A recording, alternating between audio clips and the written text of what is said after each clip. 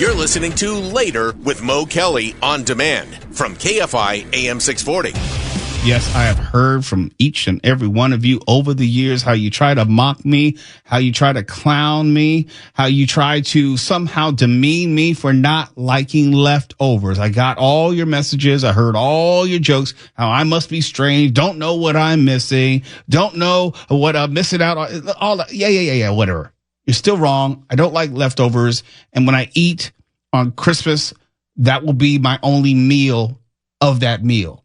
I'm not taking home any turkey. I'm not going to make turkey sandwiches. I'm not going to reheat anything in the coming days. It's just, no. The smell is not the same. The consistency is not the same. It's just not enjoyable. Yes, I know there are things you can do, like putting it in the oven as opposed to the microwave. I'm not going through all that work for something that's still not going to taste or smell or feel the same way as it did the first time. But for all you leftover lovers out there, like Tawala, like Mark, like Stefan, who's listening from afar, and I assume Robin, who's working the board tonight, she's a leftover lover. Let me talk dismissively to all of you. First individually, then collectively. Okay? You should know that you are putting your life in your own hands each and every time that you eat the leftovers, because most likely, you are eating leftovers in those plastic food containers. And you're taking those plastic food containers and you're putting them in the microwave. And you're slowly but surely ingesting all those microplastics. So it's not only leftover food, it's leftover plastic that you're eating. And plastic probably doesn't taste good. It's not good for you. Wait. Are you assuming that those of us who eat leftovers heat up our leftovers in the leftover container? Yeah, you probably do. No one does that. Mark does. Look at that. No. I can see his face. Yes, he does. No, Mark doesn't. Yes, he Mark does. knows better than to use Mark, those. don't lie to me. No one uses Tawala those. spotted your straw man attack here pretty well. No. Don't tell me that you don't take one of those plastic Tupperware tins to store the food and then eat from it. Those aren't microwave safe. Yeah, a lot of those are. That's different. No, there is such thing as microwave safe, but that doesn't mean that you're not also eating microplastics. No one. And I read this. This is for anyone who's listening.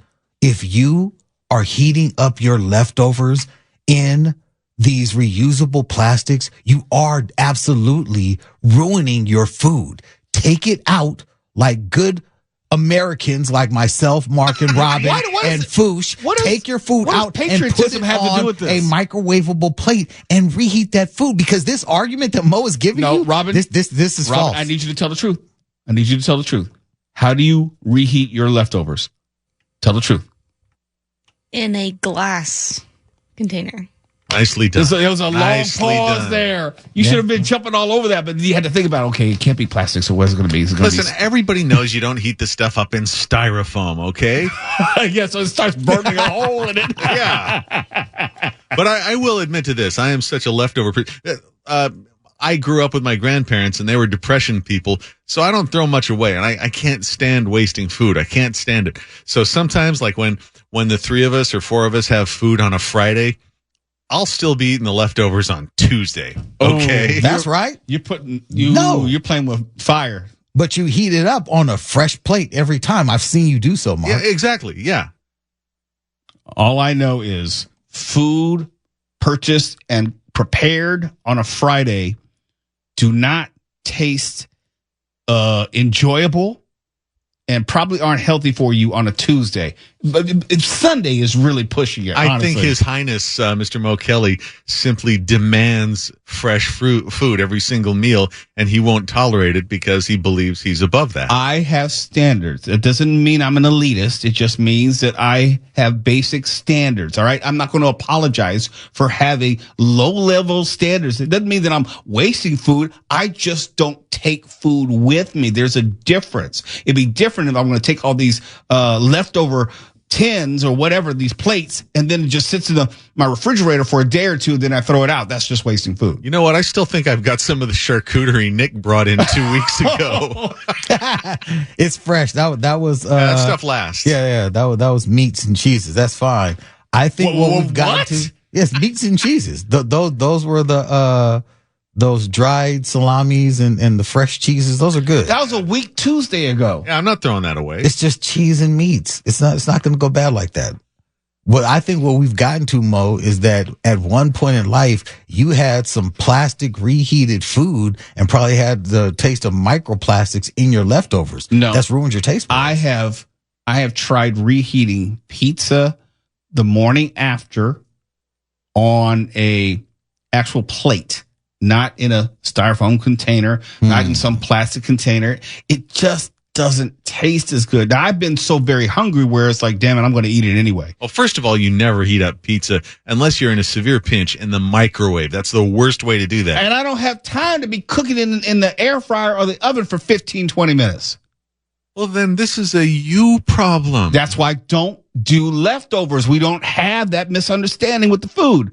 I eat what I'm hungry to eat. I don't try to overeat. And this has always been something with me even since I was a child. I did not eat a lot as a child, and I didn't really eat leftovers as a child. I ate until I was full, and sometimes it wasn't finishing my plate. You know how that is with parents of the boomer generation. You're going to eat all the food on your plate. I wasn't one of those kids. Then it was back to the wheel of pain and being whipped every half hour? What are you talking about? You didn't have a time where they said you cannot leave the table until you finish your plate, you clean your plate? I think you and I had somewhat different childhoods, so it wasn't exactly like that. But I had to eat what was put in front of me. Okay. And I usually got in trouble for that because I didn't finish my plate on some occasions. And they said, well, you can't have any dessert. It's like, I wasn't a big dessert child growing up. It's like, okay, just let me know when I can leave the table. And that just kind of carried over into my adult life. I don't eat. Not only are leftovers good, sometimes things are better the second day, like Thai food. Never. Yes. You're insane. Never. It soaks up all those juices. I cannot think of a food that is better 14 hours after it's originally been cooked. Tawali, you got to get Wow. I'm not literally, I'm being gumbo serious. soaks in all the flavor the next day. Then maybe you're fooling me and you're bringing in your gumbo a day after you cooked it. No, gumbo's good day of, but it's even better day after. Well, I liked it the day of, okay? Spaghetti. No. Just almost any dish you make, it is good the next day because that's when the flavor really settles. Only thing that is good the next day is a dessert. That's it. Well, when you win your $1 billion lottery and you have your personal chef, you can just eat a different thing every single time you sit down, and the chef can take it home to his struggling family. I don't have a chef, Tiny Tim, and I'm not struggling. No, the chef. Your impoverished chef. I don't have a chef. I don't have a chef. Well, you will. I don't have a stable of hookers. I don't lead this lifestyle that you think I lead. No. When you win the lottery and you decide that you're going to be an oligarch, then you can do that. You can. I'm the one who's going to be donating money. You'll never have to eat the same thing twice. I am going to be a philanthropist. Say it with me, philanthropist. No, but your chef going home to their hungry family is everything. Yeah, like living under a bridge somewhere. I'll give them some cake. Let them eat cake. I knew it. I knew it. You're listening to Later with Mo Kelly on demand from KFI AM 640. I tried not to even think about what I'm going to do for New Year's Eve until after Christmas. But I'm married to someone who is very, very, very anal retentive, and she needs to plan everything well in advance, long in advance. So our plans for New Year's Eve were scheduled in August. August, Mark. It's freaking hot outside. No one's thinking about Christmas and New Year's. That gives you time to rent a tux in your size. Excuse me, I own a tux. Oh, well, pardon me. Okay. No, I do enough events as far as like emceeing where it's good to always have one available. And I can write it off because it's used for work only. Uh-huh. But this event that my wife and I are going to go to, we're going to go out of town and go to some shindig, and the dress code is. Here's the real question: why I'm talking about this? The dress code is black tie, optional. It sounds like an Eyes Wide Shut party. I wish.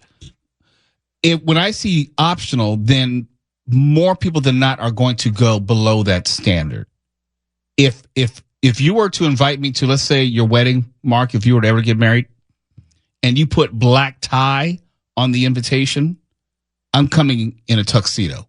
But if it's optional, you're wearing cargo shorts? No. I wouldn't go that far. But when you say optional, it says to me that you're going to get people in sport jackets, suits, maybe a collarless, without a tie. You're going to get the whole run of the gamut. And I don't ever like to feel overdressed. So if you say black tie optional, you're going to have a lot of people there who are in regular suits and maybe a handful of people in black tie. Why? Because if you say black tie, it's not just the man, it's the woman as well. It's a couple. You're both supposed to be black tie. And the rules for men, rules for women, most people don't even follow them.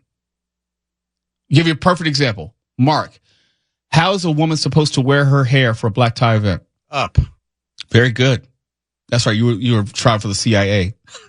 But how often do you see it? It's usually the hair's down, on the shoulders, whatever. Perfect example. And I'm not just picking on women. I'm just saying men, they think black tie includes a black suit. No, it doesn't. Black tie also includes a white dinner jacket. You can see it like James Bond wearing it. Now, white tie is tails. And that's usually reserved for like weddings and real like meeting with royalty, those type of events. All right, Mo, what do you call that thing that goes around your waist? A belt? No, with with a tuxedo. What do you? A cummerbund. Depending on what era. How are you pronouncing it? Cummerbund? Cummerbund. Whatever. Cummerbund. Not cumberbund. Whatever. Cummerbund. That's what I said. You say so. They don't wear those anymore, Mark. You're a fraud. That and ruffles. Well, now ruffles are. If we're going to get into the ruffles thing, I can roll with a nice 70s ruffled suit. All right. In suits in general, since we're talking about, I guess, haberdashery, should your pocket square match your tie? Yes. Should be a different. Well, let me put it this way. It should not be the exact same print. It should be different. Are these fighting words? I think they should match. No, they shouldn't. Your tie, let's say you have a red tie, your pocket square would not be the same material, same print, or the same pattern. Does this depend on what kind of message you're trying to send to your handler at the dead drop? No, it's just a degree of sartorial style. I see. Okay. All right. Any other questions you got? Why do they sell ties and pocket squares in packages of the same color and pattern? Look, you can look it up yourself. They shouldn't. They should have and that's why I mix and match. Your argument isn't with me. It's with, say, Macy's. Go set a Macy's on fire. Well, no. Macy's, they have good suits, but not good ties. I'll give you a perfect example. I went to Macy's last week because I like to buy ties and I like to get bow ties, but I tie a bow tie. I don't do the clip-on thing.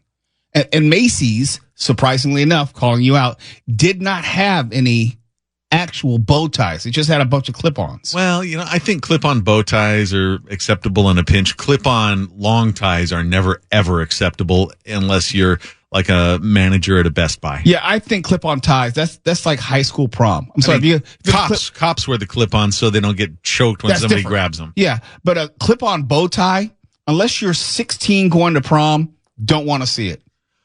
Also, if you tie your own bow tie, they look kind of cool when they're untied at the end of the night. Yes, they do. I know this firsthand. Yes. I feel like you're holding something back here. No, I'm just saying I have a selection of bow ties, and I like tying them, and I like untying them. So you like walking around thinking you're Daniel Craig? Is that it? That's right. I just can't do the accent as well. Okay. But I'm just as sexy. Just as sexy. Absolutely. If you say so. Oh, I know so. I walk around the house with nothing but a cummerbund. Well, I think in 2025, we'll have to work on your self-esteem. KFI AM 640 live everywhere. You didn't even answer my question. When do you start planning for your New Year's? Oh, I got to work, I'm sure. Robin, what about you? When do you plan for New Year's, if at all, or just let it happen organically? You can't shake your head. It's radio. I don't do it. No one gets to see that. She still doesn't know that. We're not even Instagram Live, Robin. You nodding your head? You can't even nod loud enough for people to get that. You couldn't even give me that. No American Sign Language either, okay, Robin? And she's even laughing silently. She's laughing silently. Can you at least laugh on mic? How about a nice wink? Are you like being held as hostage? Give us a sign, anything. Show us today's paper. KFI, she doesn't know what a paper is. She's only, 28? Oh, my God. Look at the time. I'm 30. 30. Okay, look. I remember 30 years ago. What was 30 years ago? 1994? That's like yesterday. Everyone listening remembers 1994. Do you remember 1999, the year? Like Y2K? No. KFI AM 640. We're live everywhere in the iHeartRadio app. You're listening to Later with Mo Kelly on demand from KFI AM 640. And I thought I knew movies, but then I started looking into the history of Home Alone, and then I realized I really don't know movies. Did you know that there was a Home Alone 3 and a Home Alone 4, but it didn't have to do with Kevin's family? Home Alone 3, the story follows Alex Pruitt, an 8-year-old boy who defends his home against a dangerous group of international criminals working for a terrorist organization. That was 1997. I have no memory of that whatsoever. There was a sequel to it, Home Alone 4. Maybe these were direct to video. And it's a 2002 American made-for-television Christmas family comedy. And, you know how that goes.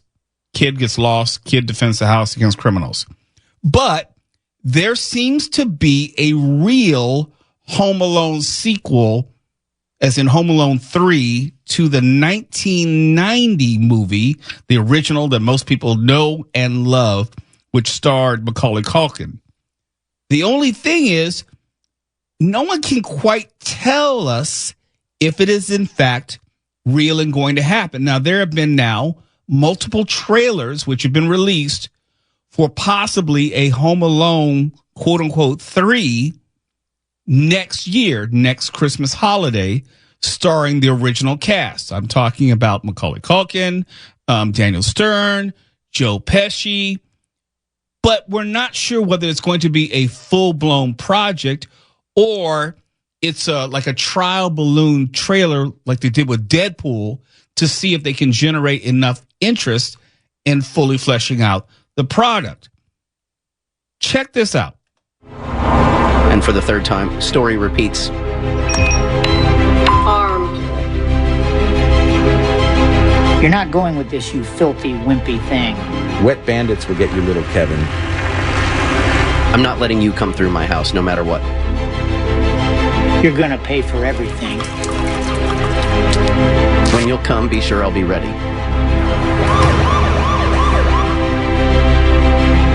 Evening. Kevin! They have Kevin's mother in it from the original.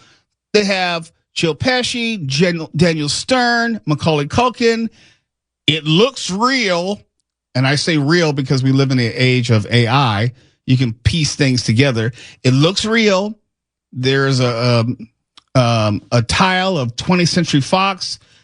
We don't know if it's real or not. Twala and I have been going back and forth, but it feels real because the principal actors, or at least the one's still alive. But the adults from the original are now quite up there in years, right? So the father is deceased. Right. Died in 2017. Mom is 70 years old. And Joe Pesci and Daniel Stern, maybe at this point they just want a warm place to stay indoors. Joe Pesci's 81. I don't know how old Daniel Stern is. And it could be, I don't know, it could be like a short segment. It could be part of a Super Bowl marketing campaign. You know what I mean? I don't know. It's hard to say in today's world. I don't think in their age they're going to be in any shape to wage a siege on a household is what I'm saying. It looks real enough, though. And the thing about it, for me personally, I didn't like Home Alone when it came out. I never cared for the film. I always thought it was holiday trash. I'm like, to me, it was the most unbelievable, silly story ever made. Come on, it's like Die Hard with a kid. What are you talking there's about? A lot of Who people loses who their feel kid that. at the airport? Come on now. Look, Mark. Come on now. And got on the plane and went to France. Mark, if you grew up in the latchkey kid generation where parents left you alone for ungodly hours all day long, You have no idea. You would still know that this is impossible. This is ridiculous. But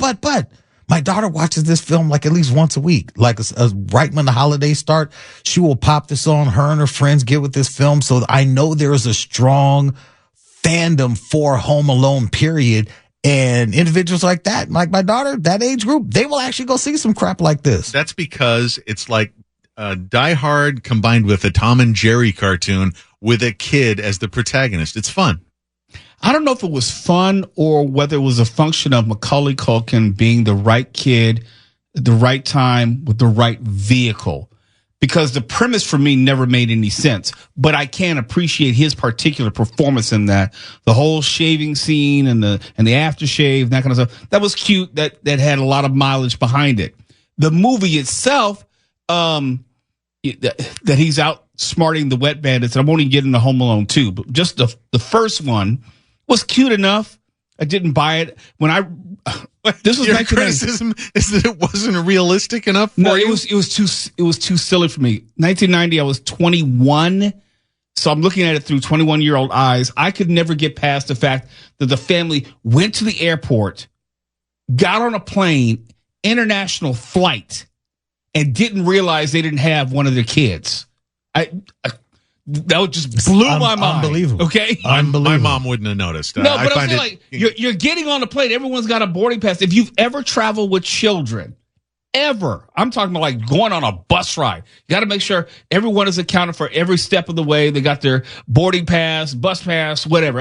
I never got past that. I would have more believed if the family had, let's say the parents had gone to, I don't know, driven to Vegas or something where the kids were supposed to be home. That would have made more sense to me. But this was right on the cusp of that time when they didn't care what kids did. Like you and I, when we were kids, we leave during the day. They don't expect us back till dark or dinner. And nobody would do that with kids these days. Not today. No. And I don't know if there's a third story to be told, but this is just a nostalgia play no matter what. And supposedly the story is the wet bandits are out of jail, and the first thing they do, they want to settle the score with Kevin. And I guess makes sense. Kevin is living in the same house he grew up in. I didn't even know they were called the Wet Bandits. Is that from the movie? Yes. The Wet Bandits. Yeah.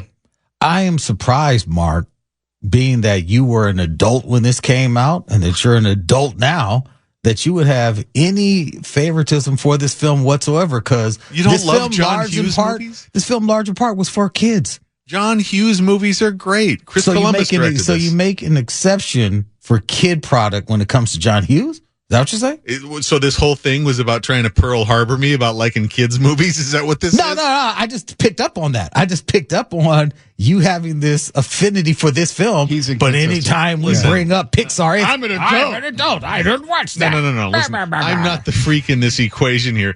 Everybody loves John Hughes movies. I don't know about that. Everybody loves The Breakfast Club, all this those. This is not The Uncle Breakfast. Buck. This is not, it's not even Uncle Buck.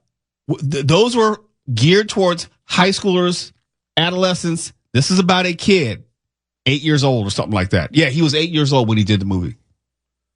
So what exactly is your accusation here? Let's just make it all that you explicit. need to get off of your I don't watch kid films high horse. That there is a place for them, Mark. This isn't a cartoon. Mark, it's okay. Get off of your high horse. The stories are the same. The stories are the same. Completely comfortable for my junk, and I don't have any problem liking a John Hughes live action movie. No one is talking about your junk. As opposed to all the cartoons that you two alleged adults consume. I don't know why you brought your junk into it. That was you could have left that weird. Out. That was I'm uncomfortable now. Okay. Yeah. All right. Well, mission accomplished. Man. You're listening to Later with Mo Kelly on demand from KFI AM 640. Very quickly, your horoscope and which Christmas movie should you watch based on your zodiac sign? This is down and dirty. Real quick. Aries, your Christmas movie is A Christmas Story. On the throwback front, A Christmas Story checks the boxes for Aries with a storyline that leverages triple dog dares, obsession, poor impulse control, and tacky lamps. For the initiated, A Christmas Story Christmas, the sequel to the beloved 1983 original. Wait a minute, there was a sequel? I didn't know there was a sequel to A Christmas Story. It's available on most streaming services. Taurus, Miracle on 34th Street. Taurus folks make for natural skeptics, rulers of the second house of values and possessions. Bulls will approve of Miracle on 34th Street, a meditation on capitalism, the burden of proof, and the beauty of believing. Gemini, Mark, this is for you. Ready? The Santa Claus, starring real-life Gemini Tim Allen. The premise is one close to the extremely indecisive heart of every Gemini as a retirement-age Santa must grapple with work-life balance and the consequence of his bad choices. Cancer, your Christmas movie is Falling for Christmas. Starring Cancer comeback queen Lindsay Lohan, Netflix's Falling for Christmas is a tale of a hotel heiress who loses her memory when she tumbles from the top of a mountain. Hilarity, heartwarming moments, and a face-off with a raccoon ensue. Sounds like Tuala's life. That the one face-off. raccoon. That's a bastard out there. Tried to harm you. Leo, your Christmas movie is Christmas with You, starring Freddie Prinze Jr.